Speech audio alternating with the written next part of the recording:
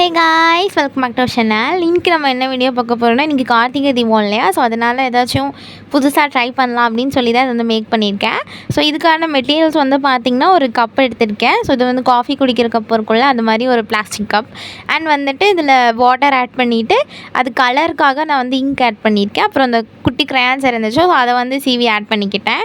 உங்களுக்கு வேணும்னா நீங்கள் வேறு டெக்கரேஷன்ஸ் கூட பண்ணிக்கலாம். ஸோ அதுக்கப்புறம் உங்கள் கிட்டே என்ன விளக்கேற்ற எண்ணெய் இருக்கோ அதை வந்து ஆட் பண்ணிக்கோங்க. இது வந்து மிக்ஸ் பண்ணக்கூடாது. மிக்ஸ் பண்ணிங்கன்னா அது வந்து எரியாது. அண்ட் வந்து திரியிலையும் அந்த ஆயில் அப்ளை பண்ணிக்கோங்க.